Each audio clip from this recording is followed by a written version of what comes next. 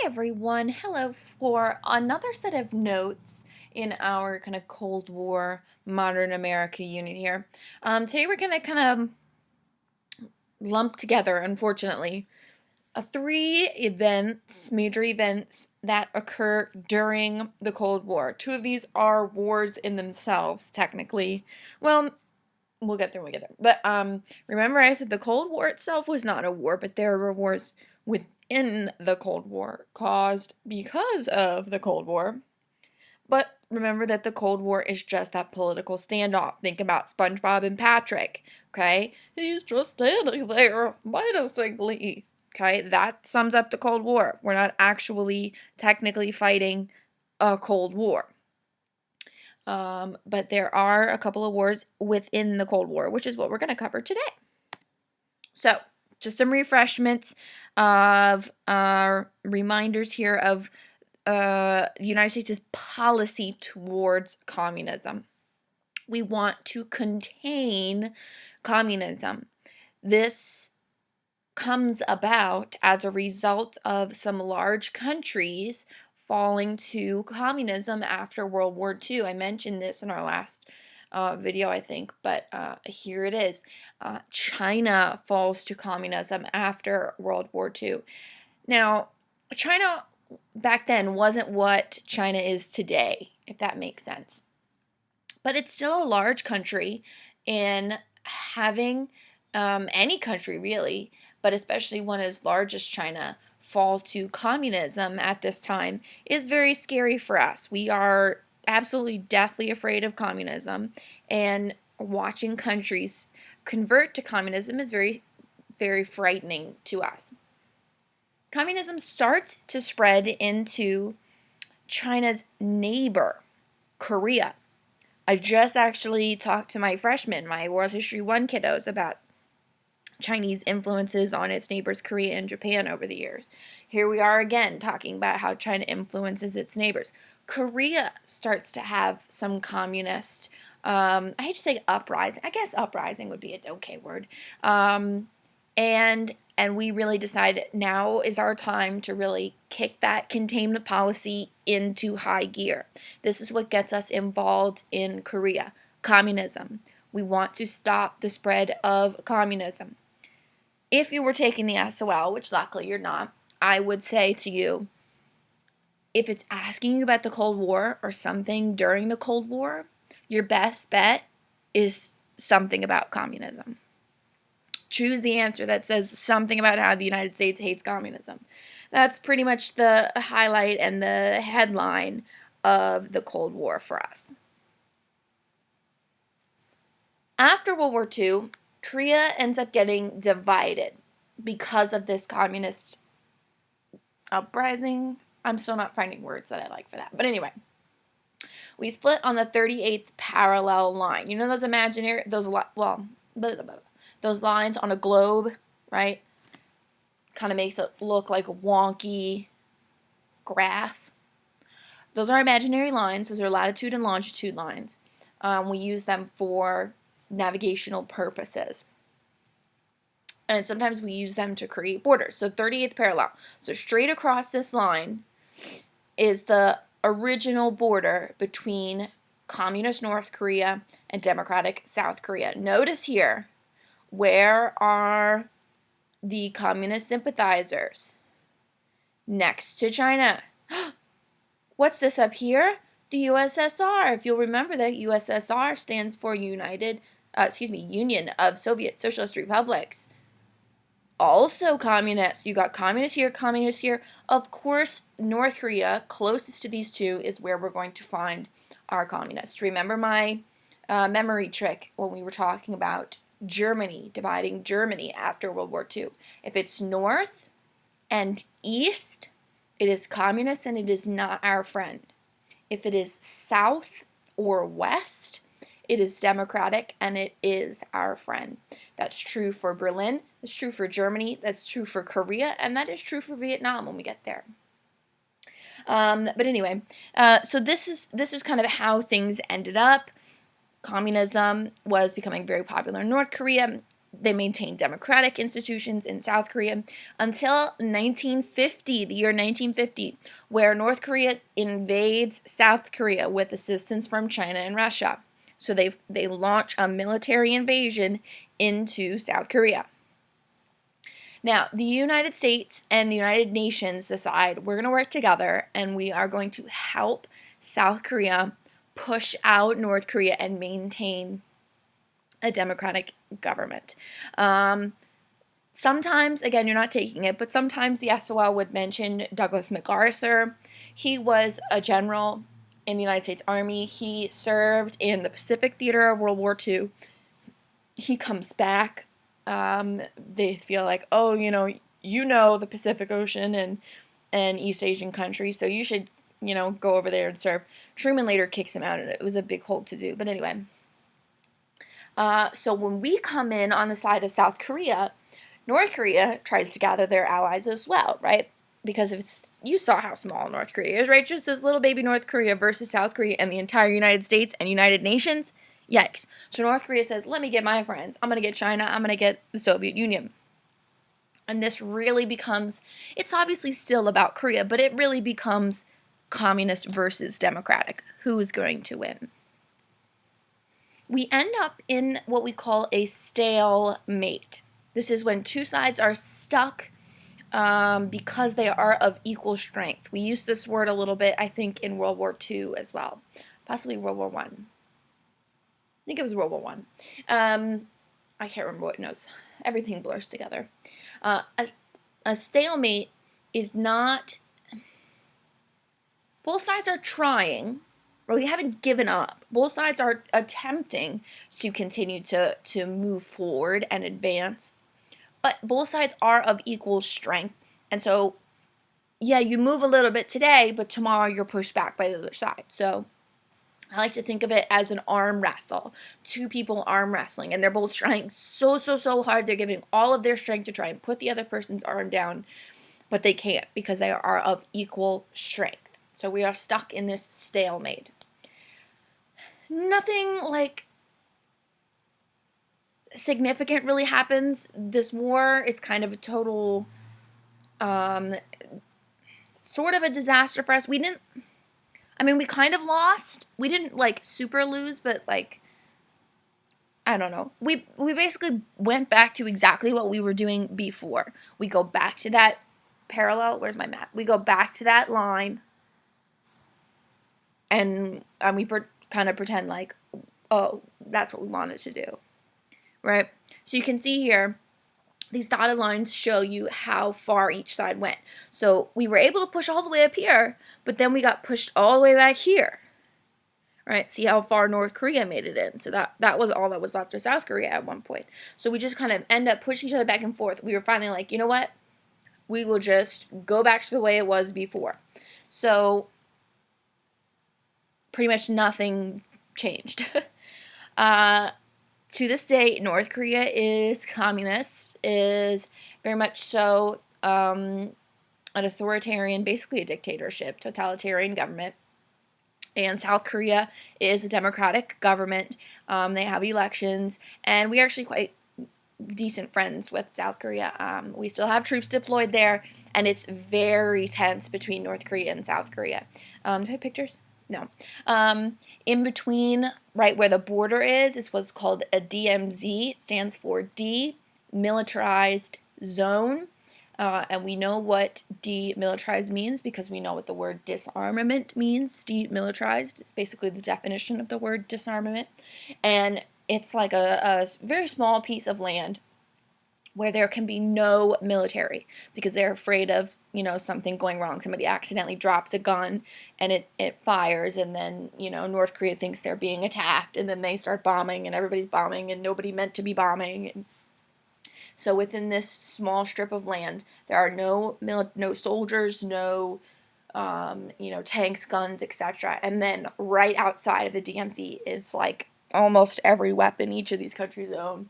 It is very, very tense crossing the DMZ into North Korea, or vice versa, out of North Korea into South Korea. Very, very intense. Even if you visit there, and I've never been, but even if I hear you visit, and like even if you're not even Korean, you know what I mean, either North or South Korean, but you just feel like something could go wrong at any minute. You could cause like a whole nother war. It's definitely intense, but as of right now, at least, um, that's what's up. Let's meet another president. We have JFK here. We elect him shortly after our Korean War ends. His full name is John F. Kennedy. I think his middle name is like Francis or something like that.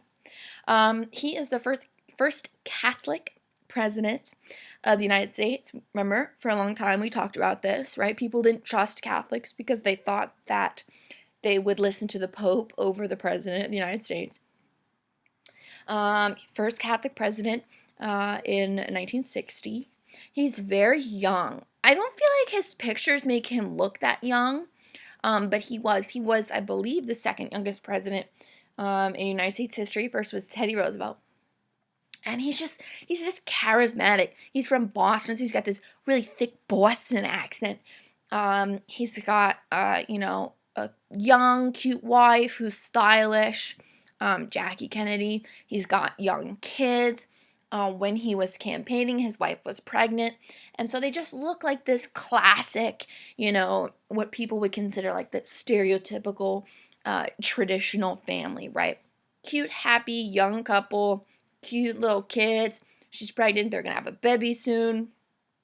And people just really relate to that. He actually runs against Nixon.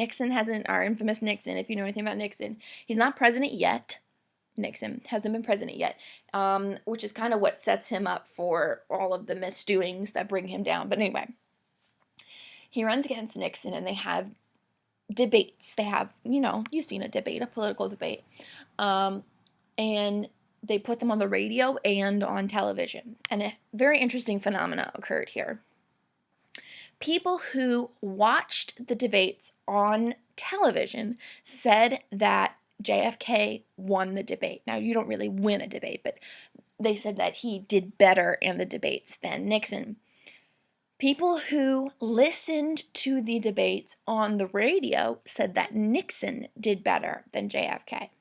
And so we really see how that young, youthful, charismatic personality helps him, because if people were listening to him on the radio and didn't see JFK, they thought Nixon had better answers. They thought Nixon had better plans and better ideas than JFK did. But being on television, people saw how young and youthful, and he would probably be smiling and just in general being kind of charismatic, and people thought Nixon looked old and sweaty and like kind of gray, like he was going to be sick at any minute. And therefore they thought that JFK did better. It was kind of interesting that we have evidence of this effect of politicians' appearances on their performance in elections and stuff. So anyway, that's JFK. We're going to come back to him a couple of times. He is very inspirational to America. These are some quotes that the SOL likes to bring up sometimes. Again, you're not taking it. Hooray. But he is quoted as saying, "I will pay any price, bear any burden." I want to try and do the Boston accent. "Meet any hardship in order to assure the survival and success of liberty." That was a terrible Boston accent. But anyway, so he's saying basically throughout this Cold War, we will do anything we can. We'll pay any price.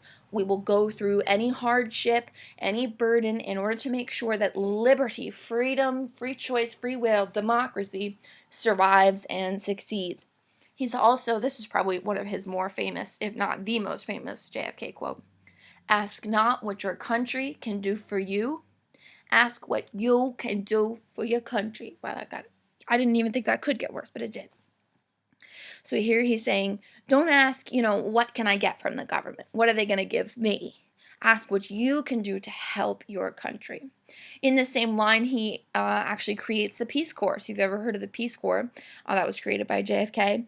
They're basically a group of typically younger people, but can't be discriminatory. And they travel around the world to help countries who need help through, you know, giving them food, medical supplies, and medical care, building wells for access to water, just all kinds of stuff that helps improve the world. By the way, while I'm here, this is core, not corpse. Corpse is a dead body. Corps is a group of people working together in military discipline. Corps, not corpse. Glad we cleared that up. Okay. Now let's talk about Cuba. Cuba. I almost went to Cuba and then my cruise couldn't go. Yikes. In the 1950s, there was a dictator in charge of Cuba who was kind of sponsored by the U.S. We did this a lot. We would kind of put people in positions of power or give leaders a butt ton of money and just be like, don't be communist. And even if they weren't good people, we didn't really seem to care. We would just make sure they were our friend. This didn't always work out to us, but that's another note set in itself. This U.S.-supported dictator of Cuba gets overthrown by a communist revolution led by Fidel Castro. And Castro takes control of the government, converts to communism, and basically severs ties with the United States. They don't trade with us anymore. They don't really talk to us anymore. And they look for another country to become allies with. Ah, hello. We are a new communist country. Who wants to be our friend? Shoom. In comes the Soviet Union. Yes, we would love to be your friend. Communism, yay. And of course, this makes us very, very mad because we don't like the spread of communism. Our whole thing is containment. So, of course, we're like totally spying on Cuba. Some reports say that we ordered like 80 assassination attempts on Fidel Castro because that's how much we hated him and hated communism. And so we're spying on them, and spy planes take photographs of what they say are missile launch sites, prep and launch sites in Cuba. Now this is a big deal because Cuba is not that far away. Okay. Cuba is only 90 miles off the coast of Florida, which is really not that far. That's like from here to like Stanton. Really not that far. Okay, and so we get very pressed about this. We are angry.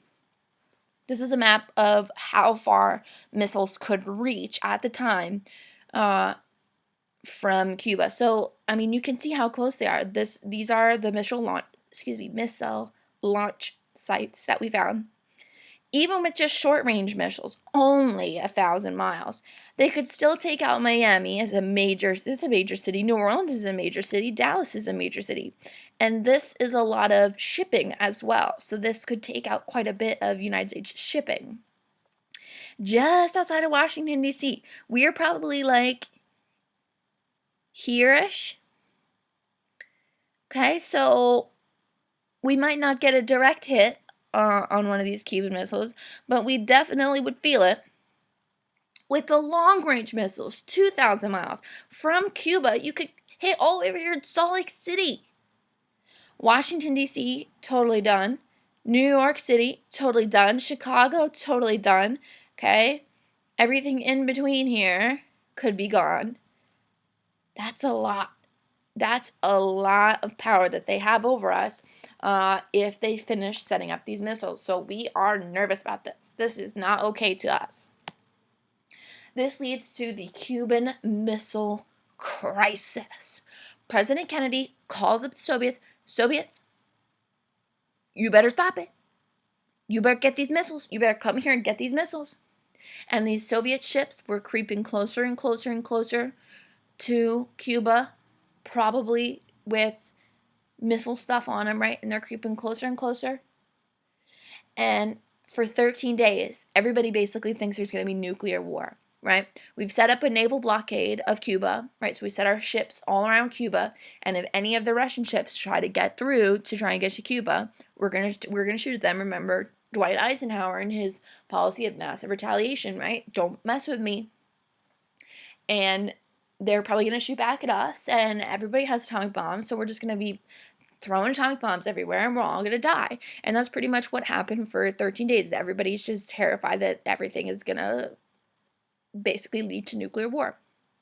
Finally, at the last minute, the Soviet leader, Nikolai Khrushchev, this is how you say his name, Khrushchev, okay, backs down. Ships turn around. Whew. Oh my goodness. Oh. No more atomic war. But everyone was absolutely terrified it was going to happen. All right. This is a political cartoon that you're going to see on one of your assignments this week. Okay. But I'll give you some hints here. Right. This probably looks like JFK, right? We just saw JFK. This gentleman represents Khrushchev, the leader of the Soviet Union. Right. They're sitting on a new type of bomb here. These are H bombs, hydrogen bombs. Right. And they're reenacting one of my memory tools, something I used as a memory tool in this very set of notes. So you'll do some analysis work with this cartoon here this week. Okay, so that's Cuba. So we've been through Cuba and Korea already. Oh, yikes. Let's get to Vietnam. Vietnam is also in East Asia. It had been a French colony for about 80 years. If I remember correctly, it was called like French Indochina or something like that. And they had been under control of France for 80 years prior to World War II. They decide after World War II they want to be independent. A lot of other countries had been gaining their independence and gaining their freedom and deciding how they wanted to run their own governments. And the Vietnamese people said, we want to do that too. I want to do that too. One of these independence leaders, his name was Ho Chi Minh. He was also a leader in the communist movement in Vietnam. And so we have kind of double waves going on here, independence and also communism here. Now, we have to come in and help our friend France. I mean, France is our boo. We got to come in and help France. And we can't just let a country just be communist. We have to stop them. So the United States decides we're going to come in and help the French fight the communists. Right? Like I said, France is our friend. We got to back them up. And we hate communism. We're attempting to kind of fulfill our promise there on our containment policy. We cannot let communism continue to spread. Vietnam ends up getting divided. Again, North versus South. The North is communist and the South is democratic. Sort of. Again, in the South, I said this before, we're talking about Cuba, we don't always choose the nicest people to lead these countries when we, overthrow governments and stuff. So it was friends with us, but it wasn't like a democratic country. This is a photograph of a man who has set himself on fire. This is a Buddhist monk.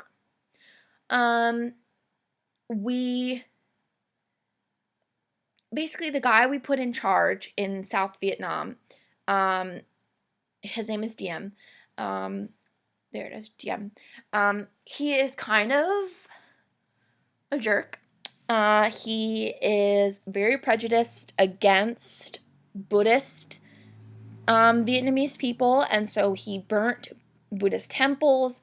He would order the police to attack Buddhist people and Buddhist monks and such because he really did not like Buddhism. And hence this photograph, this Buddhist monk is protesting the treatment of Buddhists in South Vietnam under Diem, and so he set himself on fire. A question I get a lot is, Ms. Dodge, why would he do that? Okay, let's say, you get the paper, right? You go down the end of your driveway or whatever, get the paper for the day, and this picture is on the cover. What is your first question? Why did he do this, right?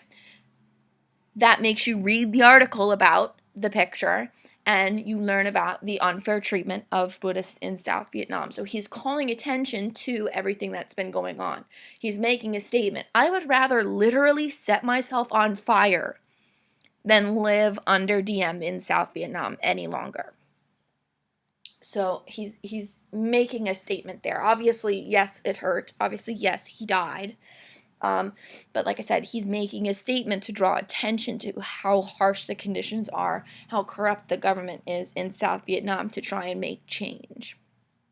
But he is, Diem, the leader of South Vietnam, is our friend. He's our ally. And so we keep supporting him, even though he's wasting money, even though he's mistreating people, even though he's keeping government profits for himself and not sharing them with, his citizens that are needing food, needing shelter, needing, care. And he kind of sucks. He's bad. Before the end of the Vietnam War, President Kennedy gets assassinated. We talked about this a little bit when we talked about Abraham Lincoln and how their assassinations were very similar. He was on a trip to Dallas, President Kennedy, not Lincoln. He was on a trip to Dallas, Texas, and he was just driving down the street with the mayor? Governor? I can't remember if it's the mayor or the governor. But another elected leader was in the car with him, and then his wife as well. You can see both of their wives. There's Jackie Kennedy, JFK, mayor slash governor, can't remember, and then the mayor slash governor's wife. And they're just driving down the street, waving at everybody. Hey, everybody, I'm JFK. Hey, what's it up? I'm your president. And he gets shot in the head by Lee Harvey Oswald, who was like kind of a nut. He was kind of weird. And he dies. He does die. Vice President Lyndon B. Johnson takes over as president. That's what happens. And I think he gets sworn in on like a plane or something. It was crazy.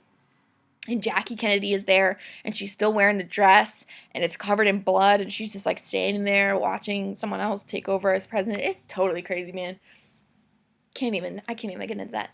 The Smithsonian, I believe, has her dress. It won't be on display until, did you say 50 years after he died? Can't remember if it's 50 or 100. I think it's 50 years after he died. Wait. That should have happened already then. Maybe it is 100. I don't know, mate. Okay, anyway. Lyndon B. Johnson is now president, and he takes over, obviously, control of the Vietnam War, and he really kicks it into high gear. He starts sending more American military presence to Vietnam to try and stop this spread of communism. We repeatedly have what we determine to be victories over the North Vietnamese. Their little like military group was called the Viet Cong.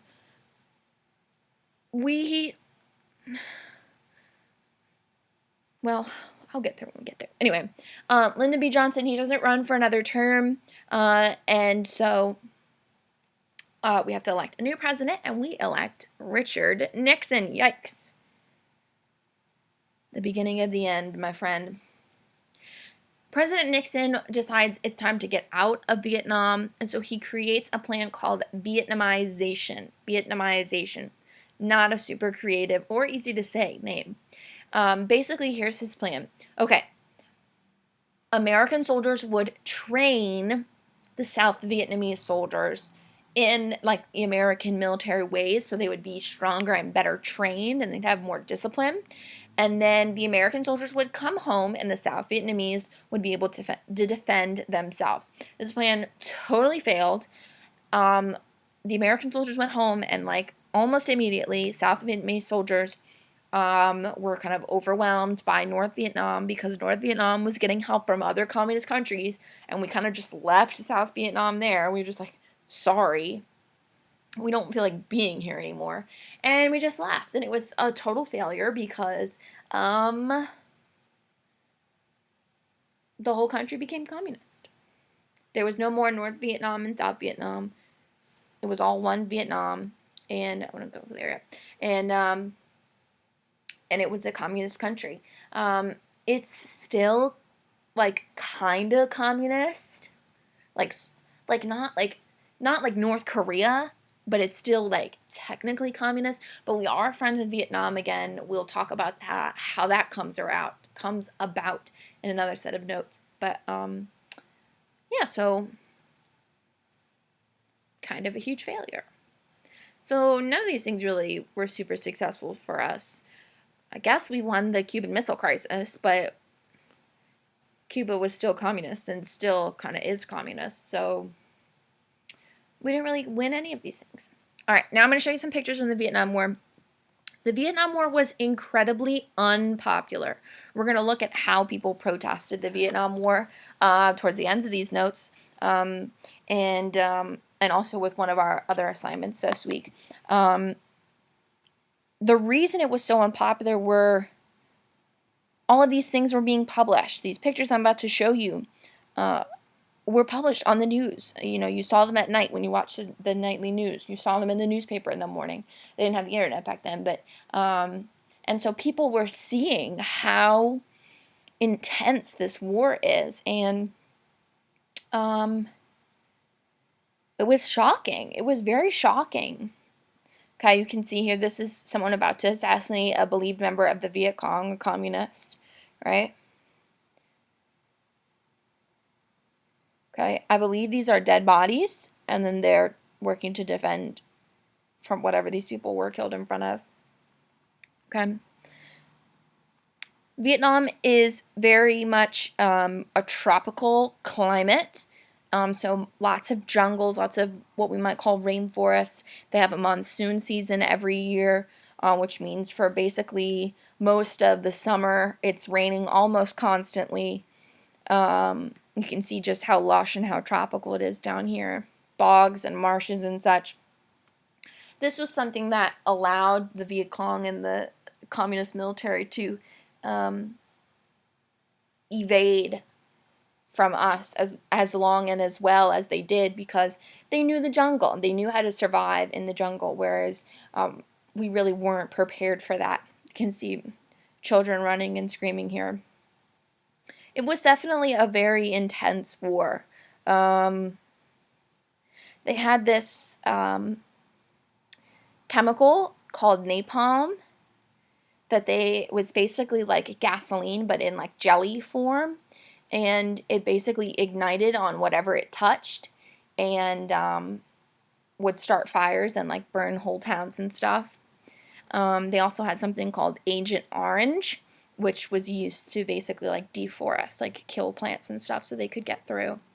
If you've ever seen Forrest Gump serves in Vietnam. That's the war he gets shot in while trying to save his friends. And poor Bubba, which you can see. Very, very horrible war. This is probably one of the most famous images of the Vietnam War. You can see children in various stages of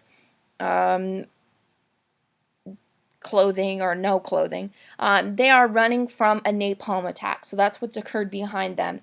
You can see the smoke. They have their home or village or town or whatever has been attacked with napalm and it has been burnt. And the reason some of them are not wearing clothes is because their clothes have literally been burnt from their bodies, and they're running to flee from being burnt alive, essentially. And like I said, this was a very moving photograph.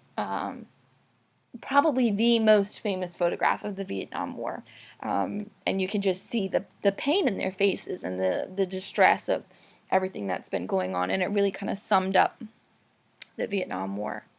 As I said, the Vietnam War was really unpopular at home.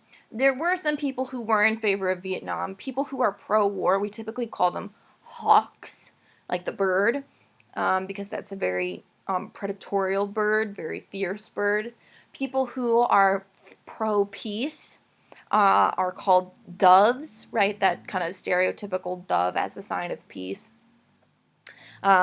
meaning somebody is anti-war or pro-peace. And they're really motivated by, like I said, these images that are appearing on the news, appearing on the newspaper, in front of the newspapers. They were hearing stories about these atrocities that have happened during the Vietnam War, and it was bad. We actually had a draft. We haven't had a draft since. Basically, what happens is if there aren't enough people who have voluntarily signed up to join the military, voluntarily enlisted, then we hold a draft.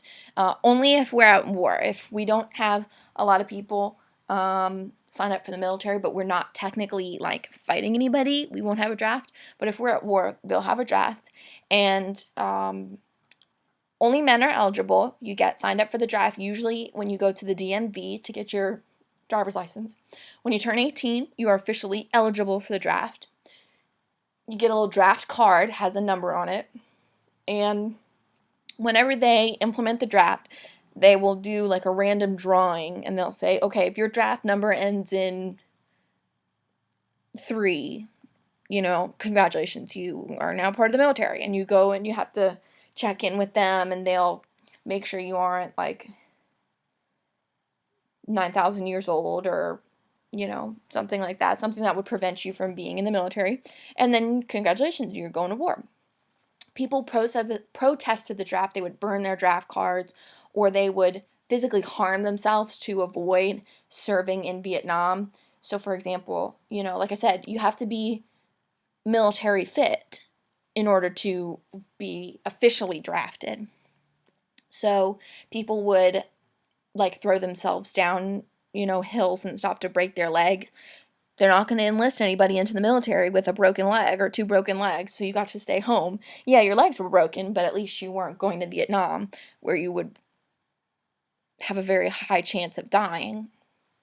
People would, like I said, hurt their arms, break their arms, and all kinds of stuff. People would go into debt to go to college. If you were in college and in good standing, you could get out of the draft. So we have evidence of people kind of going into debt just to maintain, high scores.